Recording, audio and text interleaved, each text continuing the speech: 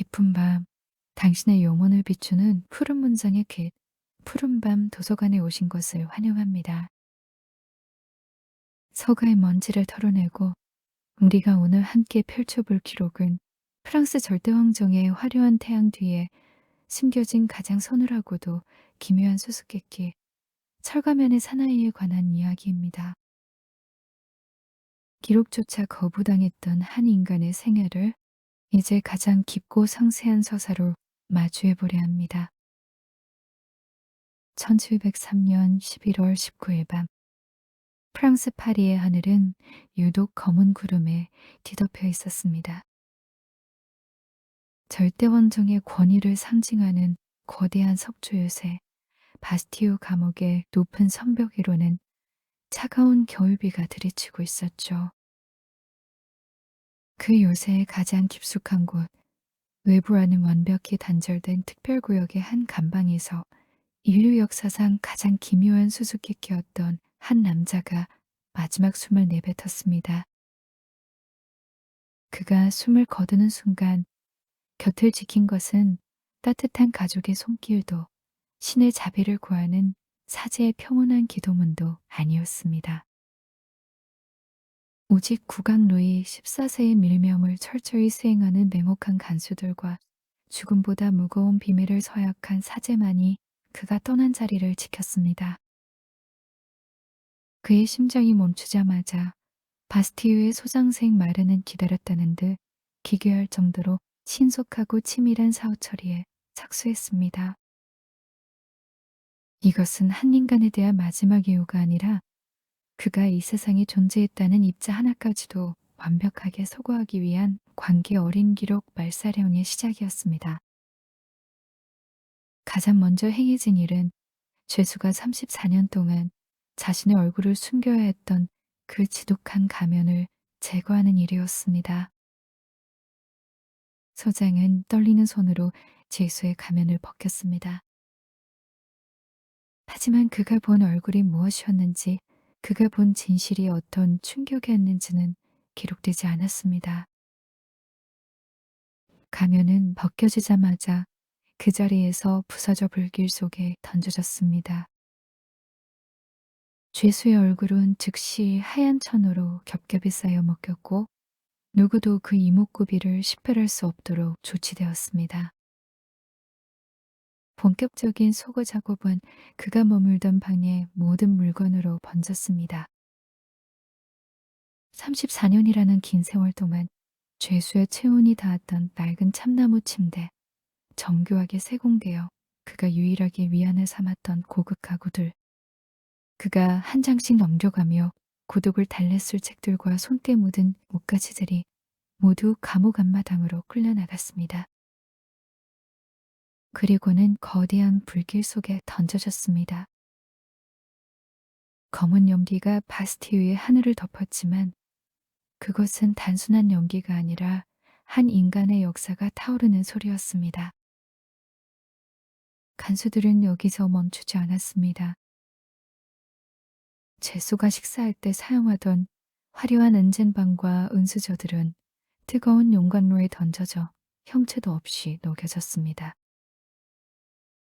혹시라도 그 표면의 죄수가 날카로운 손톱으로 새겼을지 모를 단 한마디의 호소, 혹은 누군가의 이름을 지워버리기 위함이었습니다. 더욱 소름 끼치는 공포는 방의 벽면과 바닥을 향했습니다. 소장은 인부들을 시켜 방 안의 모든 회치를 뿌리채 긁어내게 했습니다.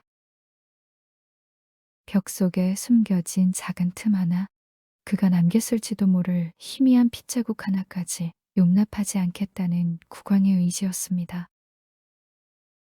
바닥의 돌들은 모두 드러내어 교체되었고 상태의 나무는 새로 갈아 끼워졌습니다. 인부들은 그들이 무엇을 지우고 있는지조차 모른 채 그저 절대 권력의 공포만을 감각하며 죽은 듯이 일했습니다. 마치 그 공간에 머물던 공기 한 분자조차 국왕의 비밀을 알고 있을까 두려워하는 모습이었습니다. 죄수가 사용했던 모든 물건이 잿더미가 되고 나서야 소장은 방문을 굳게 잠갔습니다. 다음날 새벽 파리의 성폴 성당 공동묘지에는 마르키올리라는 이름이 새겨진 비석이 세워졌습니다. 하지만 그것은 완벽한 기만이었습니다. 죄수의 진짜 이름도 그가 죽었을 때의 정확한 나이도 아니었죠. 장부에는 45살이라고 기록되었으나 그를 수십 년간 감시했던 일지들은 그가 이미 머리가 하얗게 센 노인이었음을 증명하고 있었습니다. 나이조차 속여야 했던 이 남자의 정체는 무엇이었을까요? 바스티유의 지하 감옥 깊숙한 곳, 이제 텅 빈 방 안에는 차가운 정적만이 감돌고 있습니다. 하지만 역사는 그 정적 속에서 더 큰 비명을 지르기 시작했습니다. 여러분, 일장에서 목격한 이 기괴한 광경, 여러분은 어떻게 보셨나요? 사실 고대부터 근대에 이르기까지 권력자들이 적을 제거하는 방식은 대개 본보기였습니다. 광장에 목을 매달거나 시신을 훼손하여 공포를 극대화하는 것이 일반적이죠. 하지만 철가면의 경우는 완전히 정반대였습니다. 이것은 역사학에서 말하는 기록말살형이 가장 극단적이고 현대적인 형태입니다. 루이 14세는 죄수의 육체만 죽인 것이 아니라 그가 이 세상에 남긴 시각적, 청각적 기억 자체를 지워버리려 했습니다. 여기서 우리는 아주 흥미로운 모순을 발견하게 됩니다. 권력이 누군가를 이토록 철저히 지우려 한다는 것은 역설적으로 그 존재가 권력의 뿌리를 뒤흔들 만큼 강력한 정당성을 가졌음을 방증합니다. 판이 벽지를 긁어내고 온쟁반을 녹이는 행위는 단순히 결격증적인 뒤처리가 아닙니다. 그것은 죄수의 존재가 가진 전염성을 두려워한 것입니다. 단 한 줄의 낙서, 단 하나의 머리카락이라도 세상 밖으로 나가는 순간 루이 14세가 쌓아올린 태양원이라는 신화에 치명적인 균열이 생길 수 있었기 때문이죠. 또한 묘비에 새겨진 가명 마르키올리와 45세라는 가짜 나이에 주목해 보십시오. 권력은 마지막 순간까지도 그를 다른 사람으로 규정함으로써 진실을 매장하려 했습니다. 이름은 인간이 가진 가장 근원적인 정체성입니다. 이름을 빼앗고 나이를 속이는 행위는 그를 역사라는 지도에서 영원히 미아로 만드는 작업이었습니다. 하지만 루이 14세가 간과한 것이 하나 있습니다.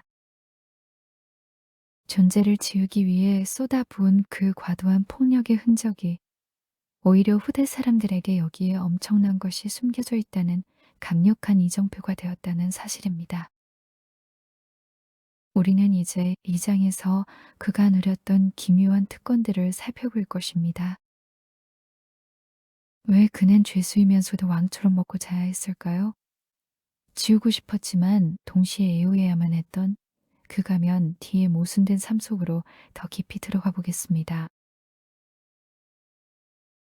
우리가 흔히 떠올리는 17세기의 감옥은 눅눅한 곰팡이 냄새와 쥐들이 들끓는 불결한 지하 구덩이일 것입니다. 하지만 철가면의 사나이가 머물렀던 공간은 그런 통념을 정면으로 거부합니다. 그가 머물렀던 피네롤로 성과 생마르그리트 섬 그리고 마지막 바스티유의 방들은 차라리 베르사유 궁전에 귀빈실을 옮겨 놓았다고 해도 믿을 만큼 기이하게 화려했습니다. 그의 방 안에는 당시 파리에서도 귀한 대접을 받던 최고급 아마포 침구가 깔려 있었고 가구들은 정교한 조각이 새겨진 참나무와 벨벳으로 장식되어 있었습니다. 매일 아침 그에게 배달되는 의복은 당시 귀족들이 입던 가장 비싼 비단과 레이스로 제작되었으며 그는 감옥 안에서도 유행에 뒤처지지 않는 최고급 향수를 사용할 수 있었습니다. 더욱 놀라운 것은 그의 식탁이었습니다. 죄수에게 제공되는 식사는 당대 최고의 요리사들이 국왕의 식탁을 준비하듯 정성을 다해 만든 산의 진미였습니다. 그는 화려한 꽃무늬가 새겨진 은쟁반에 담긴 요리를 즐겼으며 수정처럼 맑은 잔에는 루이 14세가 아끼던 샴페인과 와인이 채워졌습니다. 그리고 이 모든 시중을 드는 인물은 단순한 간수가 아니었습니다. 감옥의 총책임자이자 국왕의 전폭적인 신뢰를 받던 생마르 소장이 직접 그의 식사 시중을 들었습니다. 생마르는 국왕 앞에서도 모자를 벗지 않아도 되는 지위였음에도 불구하고 이 신비로운 죄수 앞에서는 항상 모자를 벗고 허리를 숙여 예의를 갖추었습니다.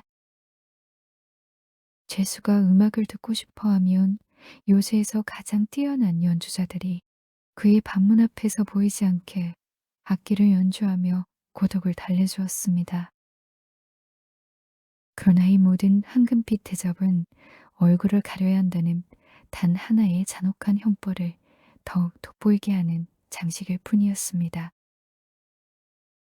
그는 34년이라는 기나긴 세월 동안 단 한순간도 가면을 벗는 것이 허용되지 않았습니다. 당시 기록에 따르면 그는 검은 벨벳으로 만든 가면을 쓰고 있었는데 훗날 전설이 더딥혀지며 이것이 철가면으로 와전되었습니다. 죄수가 가면을 벗으려 하거나 자신의 신분이나 과거에 대해 단 한마디라도 내뱉으려 한다면 곁을 지키던 간수들은 즉시 그를 사살하라는 국왕의 비밀 친서를 품고 있었습니다. 그는 34년 동안 자신의 얼굴을 거울로 본 적이 없었으며 타인의 얼굴 또한 가려진 시야 사이로만 편향되게 보아야 했습니다. 이것은 인간에게서 사회적 자아를 완전히 탈취하면서도 육체적 고결함은 병적으로 유지시키는 인류 역사상 가장 세련되고도 잔인한 정신적 고문이었습니다. 이 죄수와 관련된 가장 유명한 일화 중 하나는 은쟁반의 후소입니다. 생마르그리트 섬에 갇혀있던 어느 날 고독을 견디다 못한 죄수는 식사 도중 은쟁반 위에 자신의 정체와 구원을 요청하는 글귀를 날카로운 칼끝으로 새겨 찬밥 바다로 던졌습니다. 그것을 주운 것은 인근에서 고기를 잡던 평범한 어부였습니다. 어부는 그 귀한 은쟁반을 들고 소장에게 달려갔습니다. 은쟁반을 본 소장은 안색이 창백해진 채 어부에게 떨리는 목소리로 물었습니다. 이 쟁반에 적힌 글을 읽었는가? 다행히 어부는 문맹이었고 글을 전혀 모른다고 답했습니다. 소장은 그제야 안도의 한숨을 내쉬며 어부에게 그 말을 주워 보냈지만 기록에 따르면 그 어부는 얼마 지나지 않아 의문의 죽음을 맞이했습니다. 죄수의 목소리가 닿는 곳마다 죽음의 그림자가 드리워진 것입니다. 그는 은쟁반 위에 무엇을 적었을까요? 자신이 왕의 형제라는 주장이었을까요? 아니면 그저 자신의 진짜 이름을 한 번만이라도 불러달라는 비명이었을까요? 여러분, 이 장에서 우리가 마주한 풍경은 아주 고전적인 역사를 담고 있습니다. 바로 황금으로 만든 세 장이죠. 여러분은 왜 루이 14세가 죄수에게 이런 사치스러운 생활을 허락했다고 생각하시나요? 단순히 그가 불쌍해서였을까요? 아닙니다. 역사학적으로 볼 때 이것은 죄수의 혈통에 대한 부인할 수 없는 증거입니다. 17세기 유럽에서 의복과 음식은 곧 그 사람의 계급을 의미했습니다. 하인이나 평민에게 비단을 입히고 은쟁반의 요리를 대접하는 것은 체제를 부정하는 일이었습니다. 즉, 죄수가 이런 대우를 받았다는 것은 그가 국왕 루이 14세조차 무시할 수 없는 고귀한 피를 타고났음을 의미합니다. 여기서 가면의 의미는 더욱 심오해집니다. 가면은 단순히 얼굴을 가리는 도구가 아니라 그의 존재를 비존재로 만드는 장치였습니다. 철학적으로 볼 때 인간의 얼굴은 타인과 소통하고 자신의 정체성을 확인하는 가장 중요한 창입니다. 루이 14세는 죄수의 육체는 살려두어 왕족으로서의 예우를 갖추되 가면을 통해 그의 인격은 말살해 버린 것입니다. 얼굴을 볼 수 없으니 그는 누구의 형제도 누구의 아들도 아니게 됩니다. 그저 가면을 쓴 물체로 전락하는 것이죠. 은쟁반이라는 이 침묵의 압박이 얼마나 거대했는지를 보여줍니다. 죄수가 던진 은쟁반은 세상과 소통하고 싶어하는 인간 본능의 마지막 발버둥이었습니다. 루이 14세는 이 죄수에게 최고의 안락함을 제공했지만 그 대가로 세상과의 모든 연결고리를 끊어버렸습니다. 이곳은 육체적인 고통보다 훨씬 더 깊은 영혼의 파괴를 불러왔을 것입니다. 우리는 이제 3장에서 이 잔혹한 침묵을 강요했던 절대 권력의 중심부로 가보려 합니다. 왜 태양왕은 자신의 가장 화려한 전성기에 이토록 추악하고 슬픈 비밀을 만들어야만 했을까요? 가년 뒤에 숨겨진 왕국의 두려움을 파헤쳐 보겠습니다. 17세기 프랑스, 그곳은 태양왕 루이 14세라는 단 하나의 태연이 지배하는 우주였습니다. 베르사유 궁전의 거울의 방은 그 태양의 빛을 반사하여 유럽 전역으로 쏘아 올렸고, 짐이 곧 국가다라는 오만한 선언은 신이 왕에게 직접 통치권을 부여했다는 왕권 신수설의 찬란한 정점이었습니다. 하지만 이 눈부신 빛의 이면에는 그 빛이 강한 만큼이나 짙고 길게 늘어진 그림자가 도사리고 있었습니다. 루이 14세가 그토록 강력한 절대 권력을 휘두를 수 있었던 근간은 그가 한치의 의심도 없는 신성한 정통성을 가진 계승자라는 믿음에 있었습니다. 만약 이 정통성의 뿌리에 아주 미세한 균열이라도 생긴다면 프랑스라는 거대한 제국은 순식간에 내전과 반란의 소용돌이에 휘말릴 수 있었습니다. 철가면에 사나 있는 바로 그 정통성의 가장 취약한 급소, 즉 왕실의 존재 자체를 부정할 수 있는 치명적인 비밀을 몸 안에 품고 있는 존재였습니다. 당시 프랑스 왕실의 안방과 긴 복도에는 추악하고도 은밀한 소문들이 맹독처럼 흐르고 있었습니다. 루이 14세의 아버지였던 루이 13세는 생전에 후사를 보지 못해 극심한 불임설과 무능설에 시달렸고, 왕비 오스트리아의 안나와 재상 마자링 추기경 사이의 부적절한 관계에 대한 소문은 민중의 노래가 되어 저작거리를 떠돌았습니다.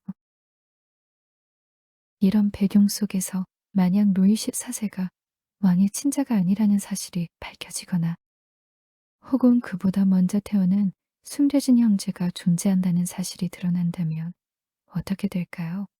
그것은 단순한 가십을 넘어 신이 부여했다는 왕의 권위를 신성모독으로 몰아넣는 일이었습니다. 절대 권력자에게 가장 공포스러운 적은 국경 너머의 적군이 아니었습니다. 자신의 왕자 바로 옆에 앉아 있을지도 모르는 자신과 똑같은 얼굴을 한 또 다른 태양이었습니다. 루이 14세는 이 보이지 않는 위협을 통제하기 위해 레트르드 컷이라는 무시무시한 도구를 꺼내 들었습니다. 이것은 국왕의 비밀 직인이 찍힌 체포령으로 법원의 재판도 공식적인 판결문도 필요하지 않았습니다. 국왕의 서명이 담긴 이 종이 한 장은 누구든 언제든 어디서든 세상으로부터 완벽하게 격리해버리는 존재의 삭제권이었습니다. 철가냐는 이 비민주적이고 폭력적인 시스템이 낳은 가장 기괴하고도 화려한 결과물이었습니다. 국왕은 자신의 혈연일지도 모르는 죄수를 체험하여 신의 분노를 사는 죄를 짓고 싶지는 않았습니다. 하지만 그가 단 한마디라도 세상 밖으로 진실을 내뱉는 것 또한 결코 허용할 수 없었습니다. 결국 루이 14세는 형제일지도 혹은 자신의 출생 비밀을 쥔 인물일지도 모를 그 사나이를 가장 깊숙한 감옥에 가두고 그 위에 화려한 가면을 씌워 살아있는 비닐로 박제해 버린 것입니다. 이것은 왕권을 수호하기 위해 한 인간의 영혼을 제물로 바친 태양왕의 슬픈 제사였습니다. 여러분, 3장에서 우리는 국가 이성이라는 무거운 개념과 마주하게 됩니다. 여러분은 루이 14세가 왜 그토록 잔인하면서도 동시에 사치스럽게 죄수를 관리했는지 의문이 드실 겁니다. 여기에는 매우 고도로 계산된 정치적 보존술이 숨어 있습니다. 만약 이 죄수가 실제로 루이 14세의 쌍둥이 형제나 생부였다면 그를 죽이는 행위는 국왕의 피를 흘리는 성스러운 범죄가 됩니다. 절대왕정 체제에서 왕의 혈통은 곧 신의 의지였기에 그 피를 흘리는 순간 루이 14세 자신의 권위도 함께 훼손되는 것이죠. 그래서 국왕은 가두되 죽이지 않고 숨기되 예우하는 모순적인 방식을 선택한 것입니다. 가면은 그가 누구인지를 가리는 동시에 그가 평범한 인간이 아님을 드러내는 기표이기도 했습니다. 산장에서 언급한 레트르 드카시에는 당시 프랑스에서 약 8만 건이나 발행되었습니다. 하지만 그 수많은 죄수 중 오직 단 한 명만이 가면을 썼고 오직 단 한 명만이 왕족의 대우를 받았습니다. 이것은 그가 가진 비밀이 단순한 정치적 음모를 넘어 프랑스라는 국가의 설계도 자체를 다시 그려야 할 만큼 거대했음을 뜻합니다. 루이 14세는 스스로를 태양이라 칭하며 모든 것을 밝게 비추려 했지만 역설적으로 자신의 왕좌 바로 아래에는 누구도 들여다보지 못하게 가장 어두운 심연을 파두어야 했습니다.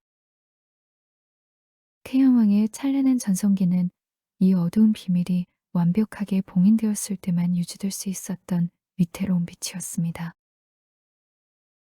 3장을 통해 우리는 권력이 자신의 정당성을 유지하기 위해 얼마나 치밀하고 비정한 연극을 벌이는지 목격했습니다.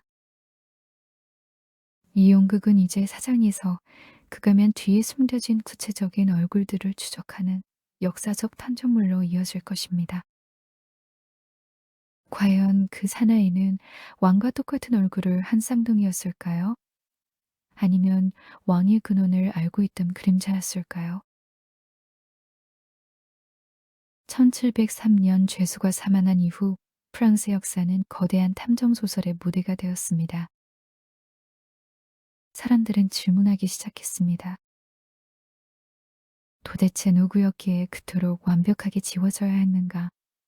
이 질문에 대한 가장 매혹적이고도 유명한 가설은 데모노 알렉산드르 뒤마가 자신의 소설 삼총사 시리즈의 대미를 장식하며 완성한 쌍둥이 형제설입니다.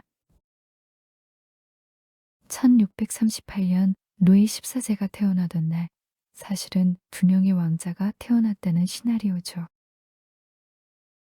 만약 형이 먼저 태어났지만 동생이 왕위에 올랐다면 혹은 그 반대의 상황에서 정통성을 위협받지 않기 위해 한 명을 평생 가면 뒤에 숨겼다는 이야기는 인류가 상상할 수 있는 가장 비극적인 서사였습니다. 만약 죄수가 왕과 똑같이 생긴 얼굴을 하고 있었다면 가면은 선택이 아닌 필수였을 것입니다. 그가 가면을 벗는 순간 프랑스 백성들은 즉시 국왕의 얼굴이 거울처럼 투영된 죄수를 보며 왕조의 신성함이 허구였음을 깨달았을 것이기 때문입니다. 이 설은 왜 그가 왕족에 준하는 사치스러운 대우를 받았는지, 그리고 왜 그의 얼굴 자체가 국가적인 금기였는지를 가장 명쾌하게 설명해 줍니다. 하지만 역사의 진실은 때로 문학보다 더 추악하고 복잡한 법입니다. 또 다른 유력한 가설은 루이 14세의 생물학적 근원을 건드리는 대리부 유스타슈 도제설입니다. 루이 13세와 왕비 안네 사이에는 20년 동안 아이가 없었고 왕의 불임설은 기정사실이었습니다.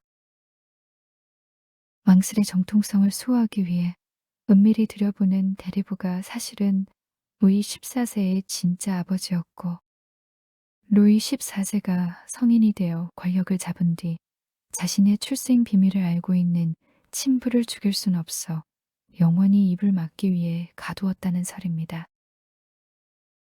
이 가설은 제수가 왜 34년이라는 긴 세월 동안 처형되지 않고 보호받았는지를 윤리적, 종교적 관점에서 설명합니다. 아버지를 죽이는 친부 살해는 신의 섭리를 정면으로 거스르는 일이었기에 루이 14세는 그를 살려두되 누구도 아니게 만드는 가면의 형벌을 선택했을 것이라는 분석입니다. 그 외에도 정치적 암투 속에 희생된 용의자들은 줄을 잇습니다. 루이 14세의 재정적 부패를 알고 있었던 이탈리아의 외교관 마티올리, 혹은 국왕의 불륜 사실이나 숨겨진 사생아에 대한 비밀을 발설하려 했던 궁정의 하급 관리들까지 수많은 이름이 거론되었습니다. 최근의 문서 연구는 죄수의 본명이 유스타슈 도제라는 평범한 하인이었을 가능성에 무게를 싣기도 합니다.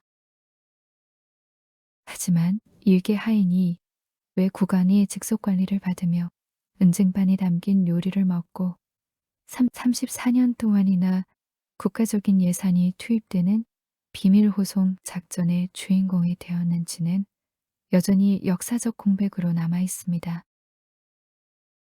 그 하인은 정말 평범한 하인이었을까요? 아니면 고귀한 인물의 옷을 입고 대신 갇힌 계역이었을까요? 혹은 우리가 결코 상상조차 할 수 없는 왕실의 근간을 뒤흔들 단 한마디의 진실을 목격한 자였을까요? 가면 뒤의 정체는 수많은 이름 사이를 유령처럼 떠돌며 여전히 우리를 비웃고 있습니다.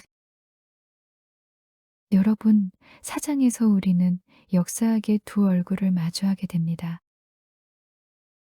하나는 기록이 말하는 유스타시오 도제라는 이름이고, 다른 하나는 대중의 욕망이 만들어낸 쌍둥이 왕자라는 신화입니다. 역사학적으로 엄밀히 따지면 비마의 쌍둥이 가설은 허구에 가깝습니다. 당시 프랑스 왕실의 출산은 수많은 귀족과 사제들이 지켜보는 가운데 공개적으로 이루어졌기에 쌍둥이를 숨기는 것은 거의 불가능에 가까웠죠. 하지만 왜 우리는 여전히 그가 왕자이기를 바랄까요? 그것은 철가면이라는 소재가 가진 비극의 완성도 때문입니다. 가장 고귀한 피를 타고났음에도 가장 비천한 어둠 속에 갇혀야 했던 자, 그리고 자신의 얼굴을 왕좌에 앉은 자에게 빼앗긴 자라는 설정은 권력의 잔인함을 이보다 더 완벽하게 상징할 수 없기 때문입니다. 여기서 흥미로운 점은 신분과 대우의 불일치입니다. 하인 유스타슈 도제의 설이 사실이라 하더라도 루이 14세가 하인 한 명을 위해 쏟아부은 그 막대한 비용과 정성은 도저히 설명되지 않습니다. 이것은 그가 가진 정보가 그의 신분보다 훨씬 더 무거웠음을 뜻합니다. 정보가 곧 재가 되는 시대, 얼굴이 곧 반역이 되는 시대. 사장을 통해 우리는 한 인간의 정체성이 어떻게 국가의 기밀로 박제되는지 보았습니다. 루이 14세는 한 명의 인간을 가두었지만 결과적으로 그가 가둔 것은 말해서는 안 되는 진실 그 자체였습니다. 그 진실의 무게가 너무 무거웠기에 죄수는 가면을 써야 했고 역사는 300년 동안 침묵해야 했습니다. 이제 우리는 마지막 5장에서 이 무거운 침묵을 깨고 일어난 역사의 반전과 이 이름 없는 사나이가 남긴 영원한 유산에 대해 이야기해 보려 합니다. 부서진 강연 사이로 비친 것은 과연 무엇이었을까요? 1703년의 그 차가운 겨울밤, 바스티유의 지하 감옥에서 마르키올리라는 가짜 이름과 함께 한 사내가 무덤 속으로 사라졌을 때, 태양왕 루이 14세는 마침내 자신의 왕국에서 가장 치명적이었던 가시를 제거했다고 믿었을 것입니다. 죄수가 사용했던 모든 물건을 불태우고 그가 머물던 방의 벽면을 긁어내며 공기마저 세척했던 그 광기 어린 뒤처리는 진실을 영원한 암흑 속에 매장하려는 권력의 완벽한 승리처럼 보였습니다. 하지만 역사는 결코 권력자가 휘두르는 기펜의 속도대로만 흘러가지 않았습니다. 왕이 죽고 그를 감시하던 간수들이 죽고 그를 가두었던 요새의 돌들이 품화되어 가는 동안에도 가면 뒤에서 흘러나왔던 그 슬픈 흐느낌과 인쟁반을 긁던 날카로운 소리는 파리의 지저분한 골목과 화려한 살롱의 뒤편을 떠돌며 기묘한 전설로 자라나기 시작했습니다. 그로부터 86년 뒤인 1789년 7월 14일 분노한 파리의 민중들이 바스티유 요새를 향해 진격했을 때 그들이 무너뜨리고자 했던 것은 단순한 돌덩어리 요새가 아니었습니다. 그것은 철가면으로 상징되는 국왕의 자의적이고 비정한 비밀 권력이었습니다. 요새가 함락되고 감옥의 문이 부서졌을 때 혁명가들이 가장 먼저 찾았던 기록 중 하나는 바로 이 신비로운 죄수의 정체였습니다.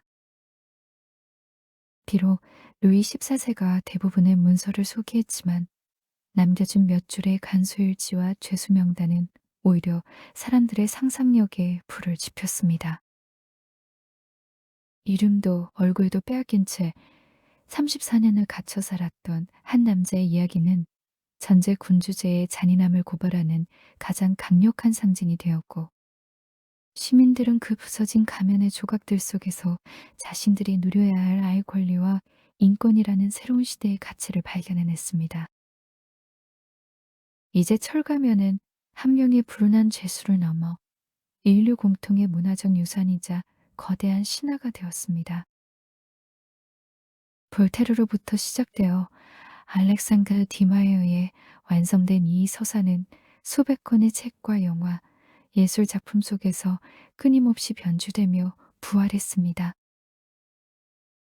권력은 그를 누구도 아니게 만들려 했지만 역설적으로 그 덕분에 그는 역사상 가장 유명한 누구가 되었습니다.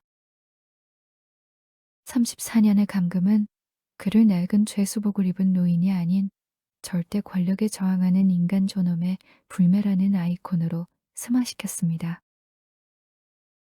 가면은 그의 얼굴을 가리는 도구였으나 후대 우리에게는 권력의 이면을 들여다보는 가장 투명한 창이 된 것입니다. 그는 죽어서야 비로소 무거운 벨벳 가면을 벗어던졌고 그토록 그리워하던 태양빛 아래서 자신의 진짜 이름을 되찾았습니다. 비록 기록은 여전히 침묵할지라도 인류의 기억이라는 거대한 장부에는 그의 존재가 그 어떤 왕의 이름보다 더 굵고 선명하게 새겨져 있습니다. 여러분, 철가면의 사나이라는 이 잠대한 미스터리를 마무리하며 우리는 한 가지 근원적인 질문과 마주하게 됩니다. 진실은 가둘 수 있는가라는 질문입니다. 루이 14세는 담대 지구상에서 가장 강력한 권력을 가졌던 인물입니다. 그는 한 인간의 얼굴을 가리고 그의 이름을 지우고 그가 머문 방의 물리적 입자까지 소거할 수 있는 힘이 있었습니다. 하지만 그가 단 하나 통제하지 못한 것이 있었습니다. 그것은 바로 인간의 호기심과 진실을 향한 본능이었습니다. 철학적으로 볼 때 철가는 사건은 보이지 않는 것의 힘을 보여줍니다. 루이 14세가 죄수를 공개 처형했다면 그는 역사 속의 흔한 반역자 중 한 명으로 잊혔을 것입니다. 하지만 가면이라는 장치를 통해 그를 가림으로써 국왕은 죄수를 영원히 죽지 않는 미스터리라는 신으로 만들어버렸습니다. 이것이 바로 권력이 저지르는 가장 흔한 실수이자 역설입니다. 검열과 은폐는 진실을 죽이는 것이 아니라 오히려 진실의 가장 매혹적인 옷을 입혀 대중에게 전달하는 역할을 합니다. 오늘날 우리가 이 이야기를 다시 꺼내어 보는 이유는 단순히 옛날 미스터리가 흥미롭기 때문만은 아닙니다. 우리 현대 사회에서도 여전히 수많은 가면들이 존재하기 때문입니다. 누군가의 진실을 덮으려는 권력의 시도, 사회적 통념이라는 이름으로 가려진 개인의 소중한 얼굴들, 그리고 우리 스스로가 세상에 보여주기 위해 쓰고 있는 수많은 사회적 가면들 말입니다. 철관 안의 사나이는 300년 전의 감옥에서 우리에게 묻고 있습니다. 당신은 당신의 진짜 얼굴을 지키고 있는가? 당신이 믿고 있는 태양 아래 가려진 진실은 없는가? 푸른밤 도서관의 이 특별한 전시는 여기서 막을 내립니다. 하지만 진실을 향한 여러분의 항해는 이제 시작할 것입니다. 34년의 침묵을 견디고 마침내 역사의 전설이 된 그 이름 없는 영혼처럼 여러분 또한 자신만의 진실한 목소리를 찾는 밤이 되시길 바랍니다. 여러분 모두 평안하십시오.